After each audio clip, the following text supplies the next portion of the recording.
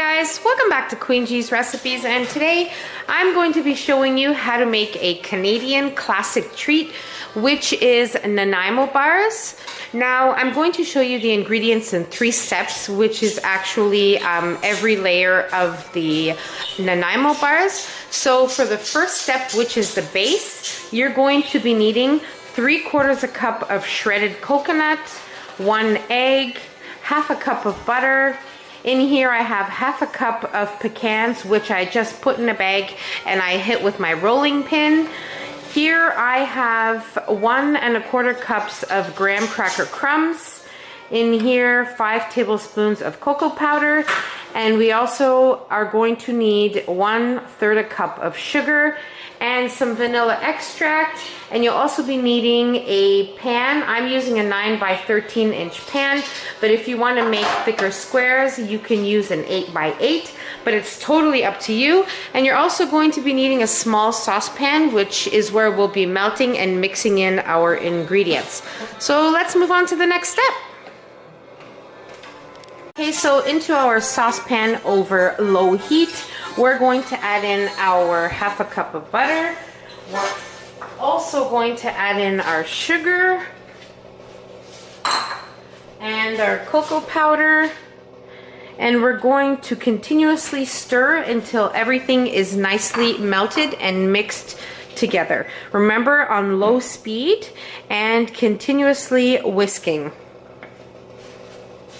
Now, if you find that you think you'll scorch your chocolate if you're using your ingredients directly in your saucepan, you can do the double boiler method, which is a heat-proof bowl in a saucepan which has a little bit of water. Make sure it's not touching your heat-proof bowl, and you can just melt your ingredients that way.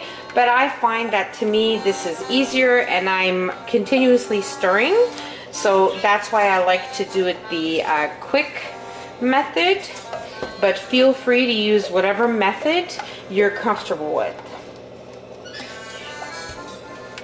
Okay, so now that our ingredients are nicely mixed together and melted, I am going to keep my heat on very, very low, and I'm going to add in my whole egg, and we're going to whisk it with a whisk. Okay, so now I will add in my egg and mix right away so that you don't cook your egg and it becomes kind of like a mixture of chocolate and scrambled eggs. We don't want that. We just want it to cook in with the actual chocolate mixture. Just for a few seconds, to allow the egg to cook with the mixture.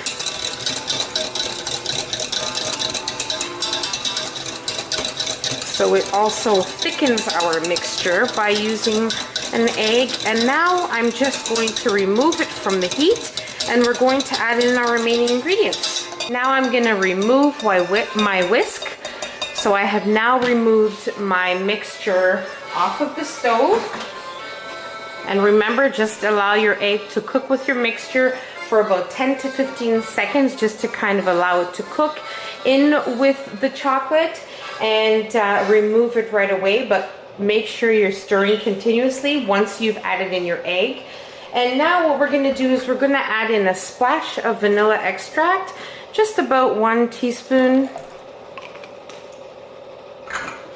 Give that a nice little mix.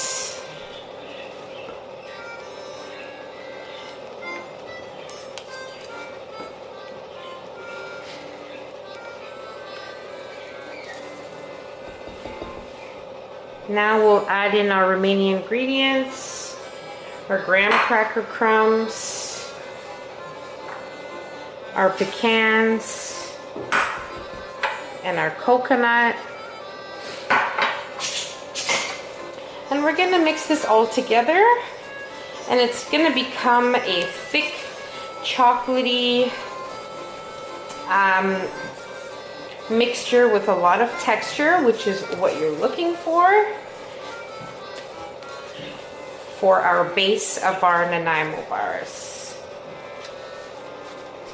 Mix it all nicely together. So this is definitely best made and mixed with a spatula. You don't want to use any type of machine for this. This is something that needs to be done by hand. And now we're going to take our mixture and we're going to pat it into the bottom of our pan. Okay, so as I mentioned, if you want thicker Nanaimo bars, you're better off using a smaller pan, like an 8x8 pan.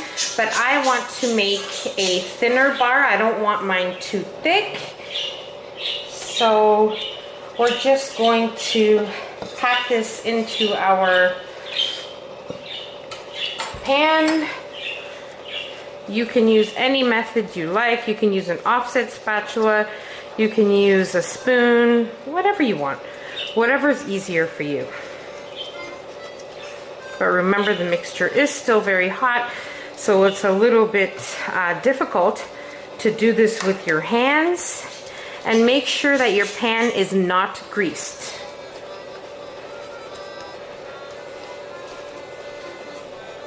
So I'm just gonna allow this to cool a little bit, and then I'm gonna get my hands in here and I'm gonna spread it out evenly, and then I'll let you know what it looks like. Okay, so what I found easier was just with my spatula, I went around pressing it down into my pan, and I just evened it out so that all my bars are nicely even in my pan. Now this is a no bake recipe, definitely. So what I'm gonna do now is, while we're working on the middle layer of our bars, I'm going to refrigerate my base until we need it. So let's put this in the fridge just as it is and move on to the next step. Okay guys, so now for our middle layer, which to me is the yummiest layer, we are going to need 2 cups of icing sugar or powdered sugar. Here I have 1/2 cup of softened butter at room temperature, some vanilla extract, some heavy cream, and some custard powder which you will find at your local grocery store in your baking section. Now for this part, you could do it by hand with a spatula, but to me, I believe it's going to be much easier to use a handheld beater, but do it whichever way you like. So let's move on to the next step. Okay, so now into our bowl, we're going to add our icing sugar, 2 cups. We're also going to place our softened butter in there. Now, if you are using a handheld mixer, be careful, start on low speed, because or else your powdered sugar will go everywhere. We'll also put in a teaspoon of vanilla. Okay, so now for our heavy whipping cream, we are going to put 3 tablespoons. So I'm just going to measure that out here. 1, 2, and 3. I'm gonna set that aside. And I'm just gonna quickly wash my tablespoon measurement so I can use it in my custard powder next. Now for our custard powder, you're going to need 2 leveled tablespoons of custard powder and 1 leveled teaspoon.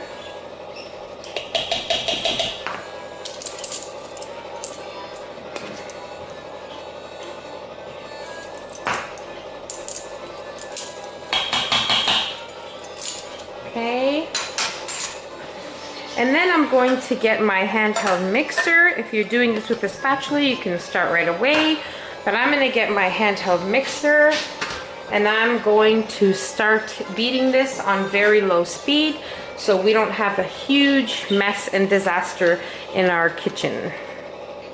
Okay, so for our middle layer, I am now completely done. I've mixed it nicely and thoroughly. Now you do want to make sure that your margarine is at room temperature, or else your mixture will be crumbly and that's not the way you want it. So make sure it has been at room temperature for a few hours and that it's very, very soft in order to make the middle layer. So now I'm going to remove my Nanaimo bar base from the fridge and we're going to place the filling on top of it. Okay, so into our base, we are going to place our filling.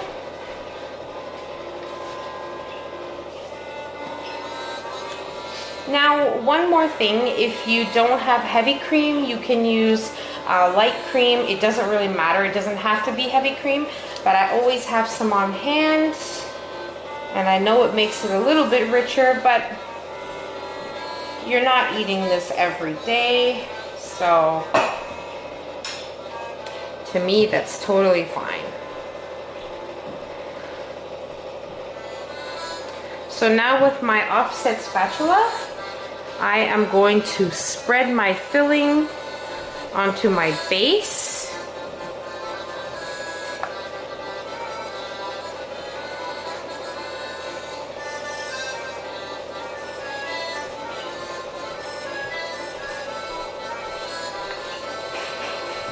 Evenly, so every bar gets the same amount of filling.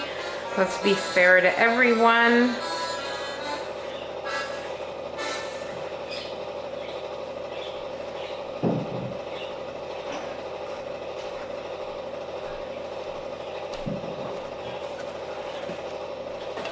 Now we're going to place this into our fridge while we work on our topping, which is going to be a beautiful chocolate, somewhat of a ganache topping. Okay guys, so I washed my saucepan and now we're ready to make our topping. Now in my saucepan, I have 3 tablespoons of butter. Now what we're gonna add in there is 6 ounces of chocolate. Now I am using baking chocolate. 3 individually wrapped pieces 1 ounce. So I'm gonna put in 6 of those. If you're using a different type of chocolate, that's fine. Just measure out 6 ounces.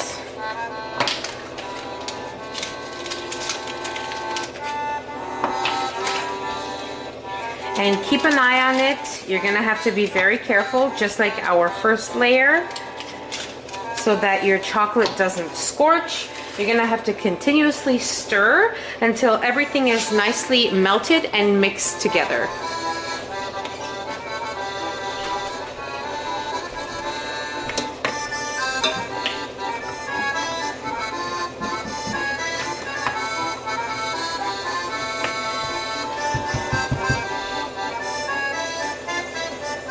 Once again, if you find that melting your chocolate and your butter in your saucepan is a little too much for you, or you're afraid that it might scorch, you can do the double broiler method as well. That would be totally fine.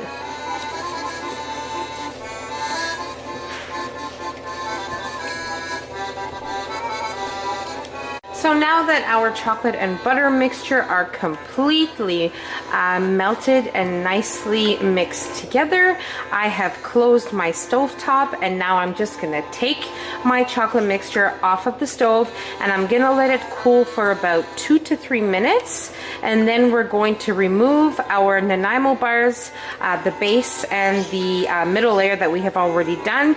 We're gonna remove that out of the fridge and we're going to place our chocolate topping. Okay guys, so I have removed my Nanaimo bars from the fridge, and now we're going to place our chocolate mixture on top, and we're going to spread it out nice and evenly.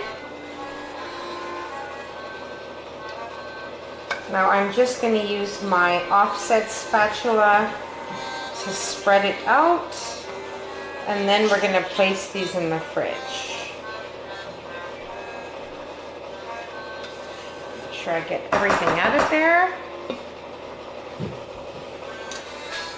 Guys, so now that we have completely spread our chocolate sauce over our Nanaimo bars, we are going to place this in the fridge for about half an hour. I mean, ideally you can put it in for 5-10 minutes just until the chocolate hardens and cut into them, but I'm gonna leave them for about half an hour so we can have a smoother cut once we cut into them. So let's put them in the fridge. Okay guys, so what I did was I put my Nanaimo bars in the fridge for 15 minutes and then I put them into the freezer for 15 minutes because ideally you can freeze these and defrost them for about 15-20 minutes when you're ready to use them. So what we're gonna do now is I'm gonna take my non-serrated knife and I'm gonna run it under hot water, and then I'm gonna dry off the water and we're gonna cut our slices. Okay, so now we're going to cut our Nanaimo bars.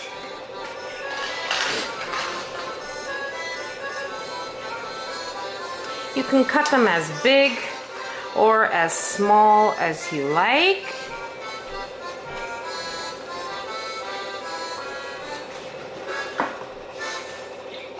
Now just run the knife around the edge here and we're ready to take it out.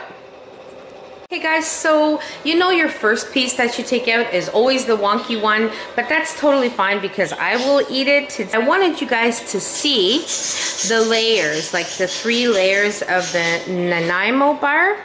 You have your base, your filling, and your chocolate.